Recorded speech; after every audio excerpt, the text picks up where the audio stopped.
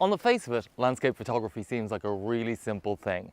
You come to a beauty spot like this, take out your camera and take a picture. But anybody who's ever tried it realizes pretty quick there's a little more to it than that.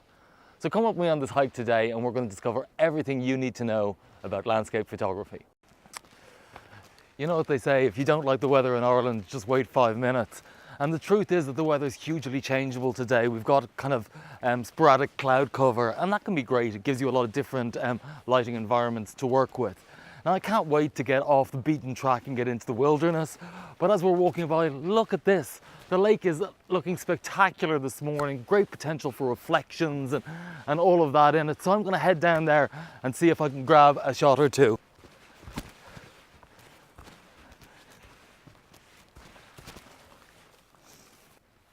Okay, so I found a really nice simple composition just at the lake shore here. And what's nice about this is the balance between the reflection of the mountain in the lake and the light across the reeds in the foreground. So what I'm using a polarizing filter to maximize the reflection in the lake. And we're also using a neutral density filter to reduce the amount of light that's coming into the camera so we can get a longer exposure and so reduce any of the ripples on the lake to make it a perfect mirror-like surface. So let's take a few shots and see how we get on.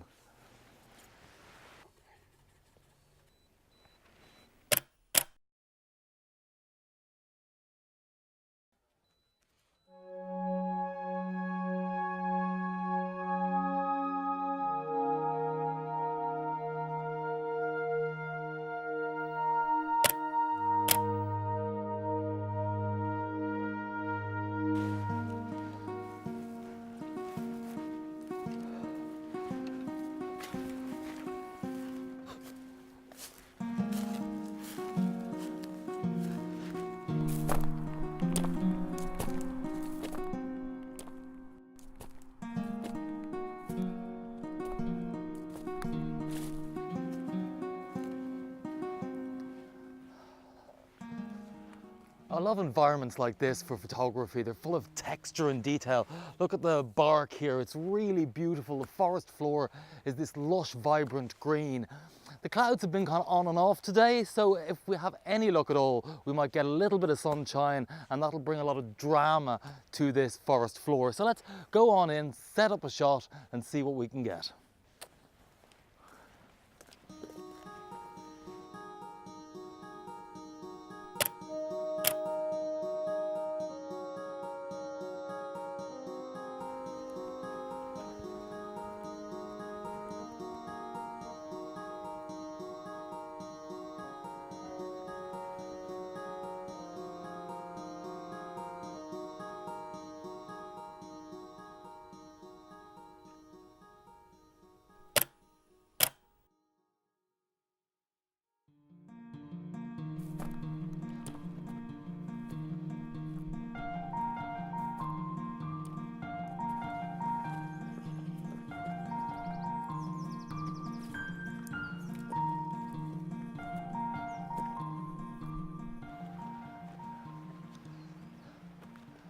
Okay, so it's been great to get some shots in the forest and down by the lake, but now we're going to try and get some elevation to get that epic landscape shot that I promised earlier in the day. So as you can see, there's some beautiful scenery around here, but it's just a case of getting high enough to actually be able to get that shot which shows us the whole valley. So let's head on and see what we can grab. It's funny, when we think about landscape photography, we often think about cameras and lenses and filters. But the truth is, for a day like today, one of the most important things is to have a good pair of walking boots and some rain gear. Also bringing water and something to eat, because you know, you could be out for quite a few hours and the last thing you want to do is have a beautiful day where you kind of lose your attention, lose your interest because you're just tired, cold, or kind of worn out. So yeah, the absolute essentials are rain gear, water, and a good pair of hiking boots.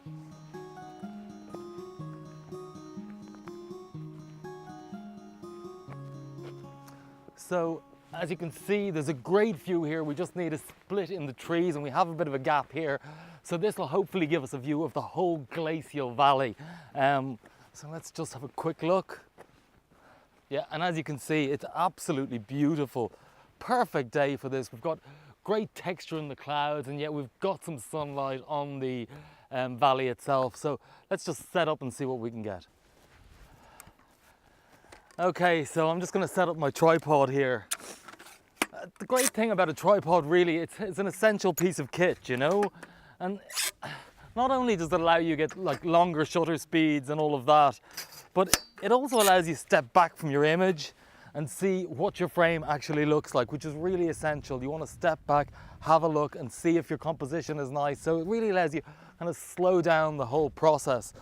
I might also use a slightly slower shutter speed to get a little bit of movement in the clouds.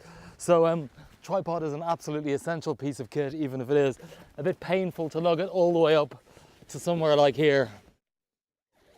Okay, so we have this shot of the valley now, beautifully framed. We've got the clouds, lovely texture there, and the lake. And so the first thing we want to do is we want to use a polarizer on our lens.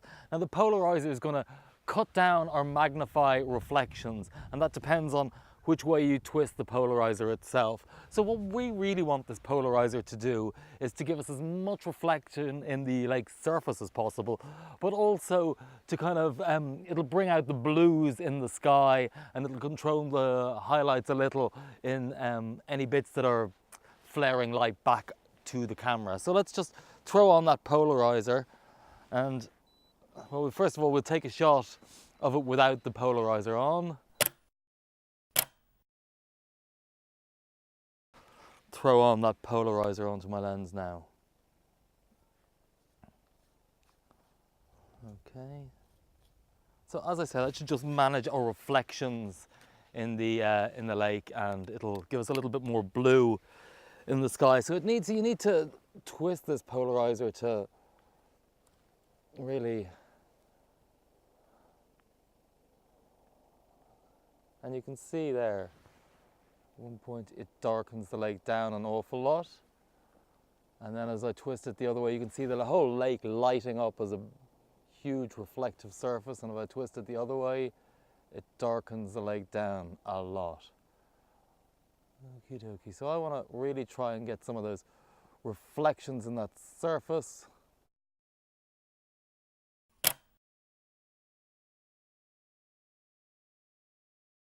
Okay, and that's quite nice. Getting some lovely light now coming through, streaming in over the valley. And the last thing then we're going to do is we're going to add a graduated filter. Now these graduated filters, you can see it's dark at the top and it fades to transparent. And really the idea of a graduated filter is just to darken down the sky, to give us a little bit more drama in our clouds. Often the clouds being, you know, the sky being one of the brightest parts of the image, you really want to darken that down a little bit just to balance it up with the rest of your image. Okay, jump back in. Just gonna refocus. Okay.